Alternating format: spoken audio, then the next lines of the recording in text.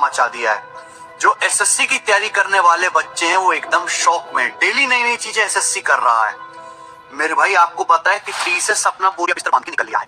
पहले TCS exam paper भी बनाता था, टीसीएस का ही सॉफ्टवेयर यूज होता था, टीसीएस की ही लैब्स होती थी जहां बच्चे पेपर देते थे। अब हर काम के लिए अलग अलग कंपनी जो है एसएससी लेके आई है। एसएससी कह रही है भैया अब हम हर काम एक ही कंप्यूटर से कराएंगे। जैसे कि अब एग्जाम कंडक्ट कराने के लिए जो आपका एग्जाम इंटरफेस होगा सेंटर्स के लिए एडुकेटी के लिए टेक्नोलॉजी आ गया, एग्जाम मॉनिटरिंग यूनिट के लिए आपका अर्नेस्ट और यंग कंपनी है, एआई टूल के लिए आपका क्वेश्चन कंसल्टिंग प्राइवेट लिमिटेड है। इतने सारे जो है कंपनीज मिलकर एग्जाम बनाएंगे तो हमें लगता है कि चीटिंग के जो चांसेस वो पहले के मुकाबले काफी हद तक कम हो जाएंगे। पर प्रॉब्लम यह है कि बच्चे जिस इंटरफेस पे मॉक टेस्ट लगा रहे थे वो पूरा का पूरा चेंज हो गया। अब एसएससी ने अपनी वेबसाइट पर एक सैंपल मॉक टेस्ट डाल के बताया है कि भाई पहले जो आपका एग्जाम हो रहा था अब हमने उसको चेंज कर दिया है। जैसे पहले क्वेश्चंस की नंबरिंग राइट साइड में आती थी ग्रीन कलर से, अब लेफ्ट साइड में आएगी ब्लू कलर से। 7 नेक्स्ट वाला ऑप्शन पहले नीचे था वो ऊपर कर दिया, यानी कि पूरा प्रेजेंटेशन एसएससी ने एक तरीके से चेंज कर दिया है। अब समस्या क्या होगी मेरे भाई कि बच्चों ने मॉक टेस्ट इस इंटरफेस पे लगा ही नहीं है।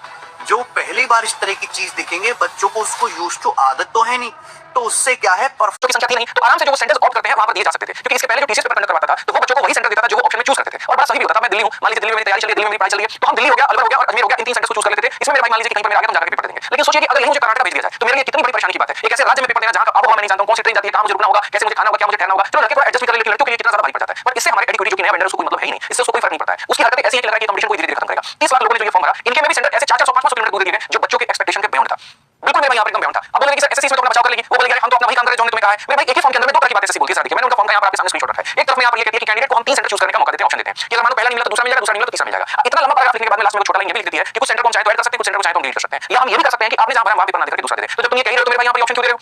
ये ऑप्शन नहीं देना चाहिए मेरे भाई। यहाँ पर आपके घर में कोई मेहमान आता है, आप उससे पूछते हैं जी बताइए चाय लेंगे, कॉफी लेंगे, कोल्ड ड्रिंक लेंगे, और बाद में आप ले जाकर उनको लस्सी पकड़ा देते हैं, बोलते यही था। पूछा क्यों फिर आपने ये बताइए जब आपकी देने की इच्छा ही नहीं थी। तो एक कितना ज्यादा बच्चा इससे परेशान हो रहा है, इस बात की आप कल्पना भी कर सकते हैं। आप यहाँ पर राइट टू इक्वालिटी की बात करते हैं, कहां पर इक्वालिटी है मुझे ये समझा दीजिए। और एडिक्विटी को दे देते हैं। अब ये सेटिंग मान लीजिए, जुगाड़ मान लीजिए, उनके ऊपर बहुत ज्यादा ट्रस्ट मान लीजिए कि नहीं टीसीएस से बेहतर एडिक्विटी हो चुकी है। अब ये कितना बेहतर है मैं आपको मेरे भाई यहाँ पर सारी चीजें दिखाऊंगा, ठीक है।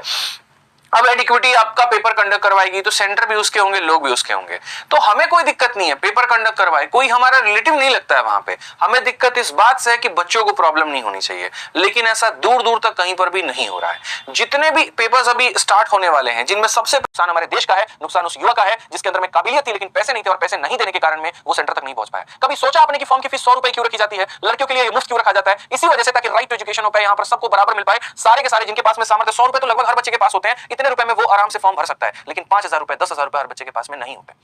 सरकारी नौकरियों के फॉर्म के फीस इसलिए कम रखे जाते हैं ताकि एक आम वर्ग का बच्चा उसको भर पाए, वो सपना देख पाए सरकारी नौकरी पाने का। लेकिन जिस तरीके से आपने हरकतें की उसके सपनों को ही आपने तोड़ दिया है। सेंटर में जो मेरे बच्चे वहां पे परेशान हुए हैं उसका मैं आपको ऑडियो सुनाती हूँ, आपको सुन के शर्म आएगी कि ये है हमारी एसएससी जो महावाहियात कमीशन ही नहीं है, बहुत ही निर्लज, बेशर्म और जिसको कहते हैं कि बिल्कुल हार्टलेस कमीशन है। जरा सुनिए आप। तो मेरा एग्जाम 2 शिफ्ट में था, एक मॉर्निंग में और एक आफ्टरनून शिफ्ट में। तो 7 बजे हमारा सुबह रिपोर्टिंग टाइम था, लेकिन हम जैसे ही वहाँ पे पहुंचे तो गेट उन्होंने खोले ही नहीं। 8 बजे उन्होंने गेट खोला, उसके बाद हमें 1.5 घंटा उन्होंने वेट करवाया एंट्री के लिए। जैसे तैसे करके गर्मी में बिल्कुल धूप में बच्चे खड़े हुए थे, हमने एंट्री ली, अंदर तक हम गए। हमारा एग्जाम टाइम 9:30 बजे स्टार्ट होना था, लेकिन हमें 9:45 बाहर ही हो चुके थे। फिर उन्होंने ऐसे बच्चों को धक्के मार के अंदर कुछों को डाल दिया और कुछों को बाहर रखा, वो फॉर्मेलिटीज पूरी करने के लिए। फिर हम लोग जैसे ही अंदर गए, हमें 10 बज चुके थे, हमने सिस्टम ऑन किया, थंबप्रिंट वगैरह हमने सब कुछ कर दिया था। अब जैसे ही हम अंदर गए उसके थोड़ी देर बाद एक दूसरे सामने वाले लैब में हबड़ा तबड़ी मच गई एकदम से बच्चों की। तो उन्होंने कहा कि कुछ नहीं, वहाँ पे चिपकली टाइम 9:30 बजे स्टार्ट होना था, लेकिन हमें 9:45 बाहर ही हो चुके थे। फिर उन्होंने ऐसे बच्चों को धक्के मार के अंदर कुछों को डाल दिया और कुछों को बाहर रखा, वो फॉर्मेलिटीज पूरी करने के लिए। फिर हम लोग जैसे ही अंदर गए, हमें 10 बज चुके थे, हमने सिस्टम ऑन किया, थंबप्रिंट वगैरह हमने सब कुछ कर दिया था। अब जैसे ही हम अंदर गए उसके थोड़ी देर बाद एक दूसरे सामने वाले लैब में हबड़ा तबड़ी मच गई एकदम से बच्चों की। तो हमने पूछा भाई क्या हो गया एकदम से, तो उन्होंने कहा कि कुछ नहीं, वहाँ पे चिपकली आ गई है जिसकी वजह से अब लड़कियां शोर मचा रही है। तो हम बैठ गए, तो इतनी देर में एक आदमी आता है और वो बोलता है कि अपनी सारी रफ शीट्स और अपने पेन यहाँ पे रखो और निकलो सब यहाँ से। तो हम सारे ऐसे थे, भाई ऐसे कैसे बोल रहे हैं कि निकलो, बोलता है कि पेपर कैंसिल हो चुका है। भाई हम वहां से सेंटर से बाहर निकले, हम लोग ऐसे वेट कर रहे थे कि एटलीस्ट आप लोग हमें बताओ तो कि पेपर एकदम से कैंसिल क्यों हुआ है, कि क्या वजह है। उन्होंने हमें कोई रीजन नहीं दिया। उन्होंने ये कहा कि सेकंड शिफ्ट होगी पर फर्स्ट कैंसिल हो गई है, वो 1 घंटे के बाद तुम्हें बताएंगे कि क्यों कैंसिल हुई है। उसके बाद हमारी सेकंड शिफ्ट थी, 11 बजे रिपोर्टिंग टाइम था। हम 11:20 में फिर से लाइन में लगे और बहुत लंबी, बाहर सेंटर के बाहर तक बहुत लंबी लाइन लगी हुई थी। हम ऐसे ही 50 रुपए फिर से बैग के सबमिट हमने दिए, हम फिर से लाइन में लगे। उसके बाद थोड़ी देर बाद सामने से पुलिस आती है और वो आके सभी बच्चों को उकड़ू बिठाना शुरू कर देती है कि बैठो बैठो, यहीं बैठो, यहीं बैठो, यहीं बैठो। तो लड़के तो बैठ जाते, लड़कियां नहीं बैठती। इतनी देर में एकदम से सारी लाइन आगे शिफ्ट होती है, तो पता चलता है कि उन्होंने आगे जाके सेकंड शिफ्ट भी कैंसिल कर दिया। लाइन में 1 घंटा लगने के बाद वो हमें बोलता है कि तुम्हारा पेपर कैंसिल हो चुका है। ना तो वहां से कोई अनाउंसमेंट होती, ना वहां से कोई स्पीकर में बोलता। बच्चे वहां पे प्रोटेस्ट कर रहे हैं, बच्चे वहां पे जवाब मांग रहे हैं, तो पूरा स्टाफ वहां का आपको सेंटर के अंदर लॉक करके बच्चों को कोई जवाब नहीं देते, बस खिड़की से देखते हैं और हंसते रहते हैं। बच्चे वहाँ पे लड़ रहे हैं, बच्चे वहाँ पे प्रोटेस्ट कर रहे हैं कि भाई हमें जवाब दे दो, प्लीज जवाब दे दो, तो उन्हें धक्के मार के बदतमीजी से बात करके वो करके उन सबको वहाँ से भगाया जाता है। मेरे पास सारी वीडियोस है, सारी एविडेंस है। उसके बाद जैसे ही मैं वहाँ जाती हूँ तो लड़कियां वहाँ बेहोश हो रही थी। भाई मैं वहाँ पे पूछने के लिए गई जब भीड़ थोड़ी सी कम हो गई कि हमारा कल भी एग्जाम है, तो कल आना है नहीं आना, एटलीस्ट ये तो बता दो। आप वो भी नहीं बता रहे, वो कुछ नहीं बता रहे, कोई रीजनेबल नहीं। वहाँ पे पवन गंगा हमारा सेंटर था, सेंटर नंबर 2, साइड वाले सेंटर नंबर 1 में एग्जाम कंडक्ट हो रहा था, बिल्कुल सही से सब कुछ हो रहा था, लेकिन हमारे सेंटर में ना हमें पूरे टाइम कोई जवाब दिया गया, ना हमसे कुछ पूछा गया, ना हमें किसी भी तरीके की जवाबदारी दी गई। हमारे वहाँ पे बच्चे लड़ रहे हैं, कोई बाहर सो रहा है, कोई कितनी दूर से आया है। वहाँ पे एक पर्टिकुलर रिपोर्टिंग ऑफिसर वहाँ पे मौजूद नहीं था उस टाइम पे, उस मोमेंट पे। ऑफिसर अपनी गाड़ी में बैठे और वहाँ से चले गए। उन लोगों ने पुलिस बुलाई और उन्होंने बच्चों को टेररिस्ट कहा कि बच्चे हम पे हमला करेंगे, इसलिए हमने अपने आप को अंदर लॉक कर रखा है। हम टेररिस्ट कहाँ से थे कि हमारे हाथों में पेन थे या एडमिट कार्ड थे? इस चीज के हम टेररिस्ट थे। वहाँ पे बहुत ज्यादा क्योस हुआ, मेरे पास सारी वीडियोस है। हम लोगों ने वहाँ पे जाके आवाज उठाई, हमने वहाँ पे जाके स्ट्रगल किया, हमने वहाँ पे बोला कि भाई हम वो ऑफिसर किस बात के हैं जब हम अपने लिए नहीं लड़ सकते, सिर्फ इस चीज के लिए कि हमारे साथ हमारे कोई टीचर, सपोर्टिंग टीचर नहीं आ रखा, या हमारे साथ कोई भी पेरेंट नहीं है, इसलिए तुम हमारे साथ ऐसे बदसलूकी कर रहे हो और हम लोगों को यहाँ से निकालने लग रहे हो। उसके बाद उन्होंने कोई ऑफिशियल नोटिफिकेशन अपलोड नहीं की कैंसिलेशन एग्जाम की कि तुम्हारी पहली, दूसरी, तीसरी शिफ्ट कैंसिल हो रही है, कोई ऑफिशियल नोटिफिकेशन नहीं। जब सब कुछ हो गया, सेकंड शिफ्ट का भी टाइम एंड हो गया, 2 बजे उन्होंने एक ऑफिशियल नोटिफिकेशन एसवीपी की वेबसाइट पर अपलोड की कि आज से लेकर 26 तारीख तक इस सेंटर के सारे एग्जाम कैंसिल कर दिए गए। थर्ड शिफ्ट के बच्चे भी वहां आके खड़े हुए थे, किसी ने हमें कुछ नहीं कहा, बस वहां पे उनका स्टाफ मेंबर था, उसके अलावा सब वहां से भाग चुके थे। टू एक्शन एटलीस्ट एसएससी के ऑफिस में आप हमारी तरफ से प्लीज, हम स्टूडेंट की तरफ से, मैं केडी कैंपस की बैच नंबर 20 और बैच नंबर 9 की स्टूडेंट रह चुकी हूँ। मैं नहीं तो मैम आपसे पर्सनली मैं पढ़ चुकी हूँ, तो मुझे पता है कि आप लोग अपने स्टूडेंट्स का कितना ज्यादा सपोर्ट करते हो। It was really very disgusting ma'am, हमें वहां पे जाके इतना बुरा महसूस हुआ कि हम एक नौकरी के लिए लड़ रहे हैं, लेकिन वो नौकरी के लिए हमें वो ऐसा समझ के बाहर निकाल रहे हैं जैसे हमने पता नहीं क्या कर दिया हो। They were saying we are terrorist. पर please ma'am support us, at least आप तो हमारे लिए स्टैंड ले सकते हो। एक पेटिशन तो पेटिशन, प्लीज हमें प्रोसीजर नहीं पता, हम आपका सपोर्ट करने को तैयार हैं, पर आप प्लीज हम स्टैंड लेना। ठीक है, बेसिकली देखो बात क्या है ना कि अगर वो कह रही है कि आपका सपोर्ट चाहिए, आप समझ रहे हो कितने मजबूरी में आके वो कह रहे हैं।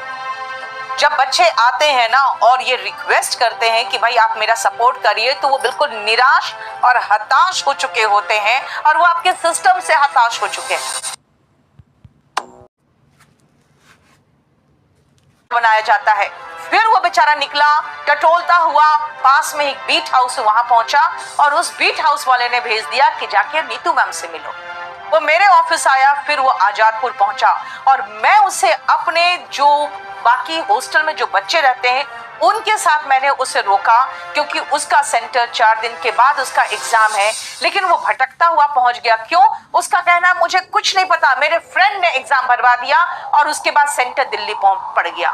अरे भाई, आप समझते हो आप एक बेरोजगार और एक आंख से लाचार व्यक्ति को आप इतने दूर सेंटर दे रहे हो जहां पे ना उसका कोई है, ना उसे कुछ पता है, ना वो उसे कुछ आता है। वो लाचार लड़का 2 दिन स्टेशन में रुका रहा। अभी फिर मैं समझाती हूँ, सुनाती हूँ आपको कि इस सेंटर में इस घटिया 2 दोस्त हैं, 2 रूममेट एक ही साथ तैयारी कर रहे हैं। यहाँ पे एक बच्चे का पेपर जहाँ दिल्ली में है, दिल्ली में भरता है, दिल्ली में मिल जाता है, और दूसरे को सीधा अकेला भेज देते हैं। अब दूसरे वाले की टेंशन इस बात पे हो गई कि हम सिलेबस को खत्म करें, हम मॉक टेस्ट के ऊपर में ध्यान दें, या फिर हम केरला की टिकट के ऊपर में ध्यान दें। केरला में जाके कहाँ रहेंगे, कैसे रहेंगे, कहाँ पर मेरा पेपर होगा, कितना दूर होगा, कैसे बाहर निकल काम करेगा, सारी चीजें कितनी तरह के उसके पास प्रॉब्लम है। जिस बच्चे ने जीवन काल में कई ऐसे बच्चे जो अपने डिस्ट्रिक्ट से, अपने राज्य से बाहर निकले, कई तो ऐसे जो ट्रेन में तक नहीं बैठे, आप एक पेपर दिलाने के लिए उतना दूर भेज रहे हैं। क्या यही यहाँ पर सरकार ने सोचा था? कैसे इसी उद्देश्य के साथ सरकारी नौकरी लाई गई थी? चलिए मैं आपको एक छोटी सी बात बताता हूँ। फॉर्म की जो फीस होती है वो 100 रुपए होती है, लड़कियों के लिए तो फॉर्म फ्री होता है, ठीक है। लेकिन जिस तरीके से आप 400-500 किलोमीटर सेंटर दूर भेज रहे हैं, आप इस बात की कल्पना नहीं कर पा रहे हैं कि वहां पर उस सेंटर तक पहुंचने के लिए बच्चे का कितना किराया लग रहा है। उस किराए के डर के चक्कर में, उस किराए के चक्कर में लोग नहीं जा रहे पेपर देने।